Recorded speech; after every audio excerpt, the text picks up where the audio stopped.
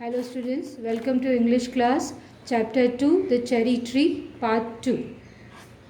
अभी तक हमने पढ़ा कि राकेश स्कूल से जो कि मसूरी में अपने दादाजी के साथ रहता था, स्कूल से आते वक्त उसने कुछ चेरीज़ खरीदी थी जो उसने दादाजी को भी एक ऑफ़र की थी, बाकी उसने खाई। उसने उसकी सीड्स में से, बीज में से उसके टंगी टेस्ट को जब तक आ रहा था उसको स्वाद लिया था उसका। अब आगे वो अपने दादाजी से क्या कह रहा है देखेंगे हम। Are cherry seeds lucky? Asked Rakesh. Of course. Rakesh ने अपने दादाजी से पूछा कि क्या चेरीज़ की ट्रीज लकी होती हैं? दादाजी ने कहा of course. Nothing is lucky if you put it away, if you want luck you must put it to some use. उन्होंने कहा कि कोई भी चीज़ लकी नहीं होती जब आप उसको दूर कर देते हैं। वो लकी तब होती है जब आप उसका कुछ उपयोग करते हैं। कहने का मतलब है कि सदुपयोग करते हैं। What can I do with a seed? asked Rakesh. Rakesh ने पूछा मैं क्या करूँ सीड के साथ? Planted, दादाजी ने कहा इसका पौधा लगा दो। So Rakesh found a small spade and began to dig up a flower bed। तो राकेश ने एक छोटा सा फावड़ा, जो औजार होता है खेती करने के लिए, उसको फावड़ा मिला और उसने फूलों की क्यारी में उस पौधे को लगाने के, बीज को रोपने के बारे में सोच रहा था वो। Hey, not there, said grandfather.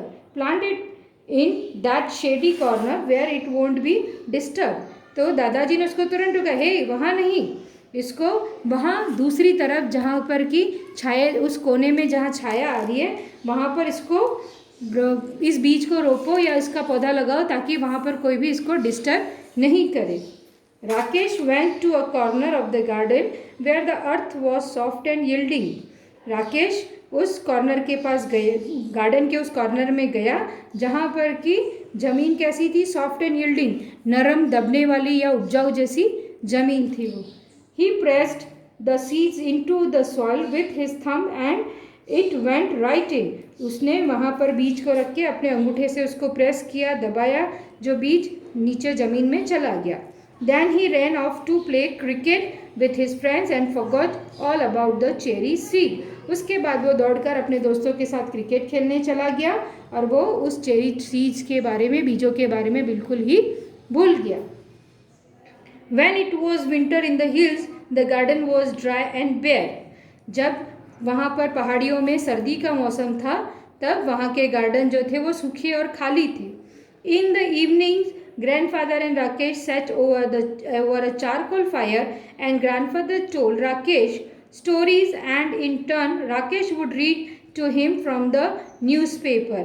जब एक दिन शाम को, जब चारकोल की फायर, जो सर्दियों में लकड़ी के कोयले जलाकर गर्मी को गर्म महसूस करने के लिए जो ताप या अग्नि जलाई जाती है, उसको जला करके दोनों दादा पोते बैठे थे और राकेश जो है वो, दादाजी राकेश को कहानियाँ सुना रहे थे और राकेश उनके लिए उसके बदले में न्यूज़पेपर उनको पढ़ देता था।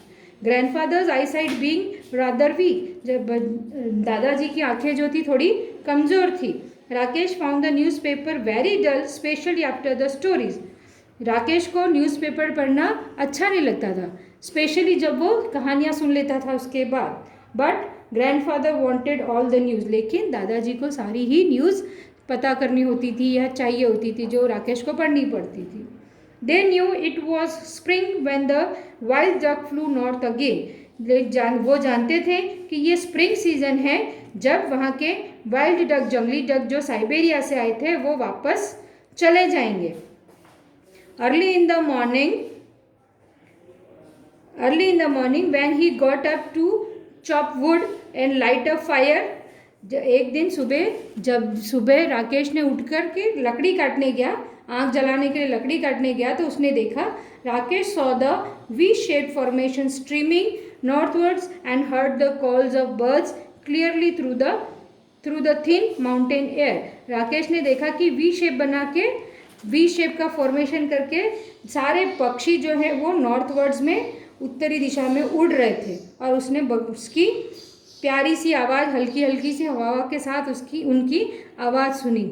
One morning in the garden he bent to pick up what he thought was a small twig and found to his surprise that it was well rooted. एक दिन सुबह गार्डन में जब वो कुछ लेने के लिए झुका तो उसने सोचा कि वहाँ पर कुछ स्मॉल ट्विग, कुछ छोटी सी स्टेम जैसा या कोई छोटी सी झाड़ी या तने जैसा जो बाहर आ रहा था, उसको उसने देखा। And found to his surprise that it was well rooted. और उसने देखा कि उसको खींचने की कोशिश की तो उसने देखा कि इसकी जड़ें अंदर से मजबूत हो चुकी थी।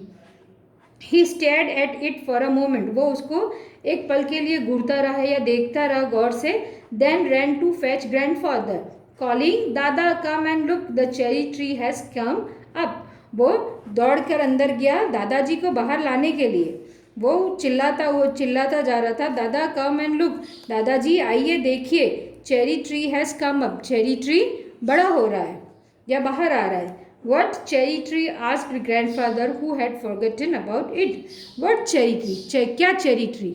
दादाजी ने, जो कि इस बारे में भूल चुके थे, उन्होंने उससे पूछा कि कौन सा चेरी ट्री, जो इस बारे में भूल चुके थे। This is enough for today. We will continue next part in the next class. Bye.